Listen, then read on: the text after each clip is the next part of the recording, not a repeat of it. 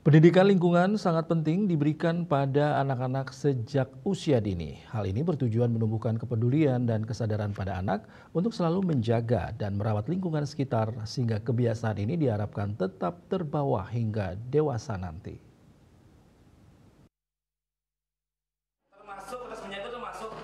Salah satu sekolah dasar yang telah menerapkan program pendidikan lingkungan di sekolah yakni SD Negeri 4 Dauh Pekantabanan. Program ini telah dilaksanakan sejak tahun 2021 sebagai hasil kerjasama dengan IEPF dan JICA Jepang yang mencakup sejumlah kegiatan seperti urban farming, edukasi pemilahan sampah, dan pembentukan bank sampah. Di samping itu juga dengan membentuk leader-leader atau ranger dalam pengelolaan sampah. Kasek SDN 4 Dauh Pekantabanan Gusti Ayu Putu Eva Juniati. Pendidikan lingkungan ini bertujuan membentuk karakter siswa agar lebih peduli terhadap lingkungan sejak usia dini. Sejak dini adalah dasar ya, semakin dini kita mengajarkan kebiasaan itu akan nantinya menjadi kebiasaan pada kehidupan yang lebih tinggi begitu.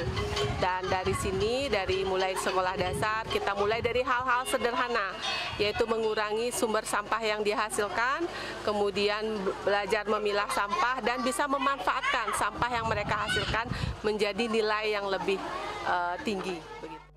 Ditambahkannya, kegiatan pengelolaan sampah dan urban farming ini tidak hanya bermanfaat bagi sekolah tetapi juga bagi lingkungan sekitarnya.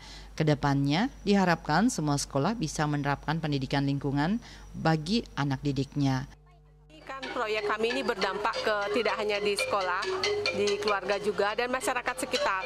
UMKM di sini membeli sayur-sayuran siswa yang dijadikan sebagai bahan pokok untuk mereka jualan. Jadi ternyata tidak hanya berdampak kepada lingkungan yang memang sehat di sekolah, berdampak juga ke masyarakat sekitar. Harapannya semua sekolah bisa bersama-sama, mari kita lebih peduli dengan lingkungan sehingga akan mendapatkan hasil yang baik juga. Eka Yana, Bali TV.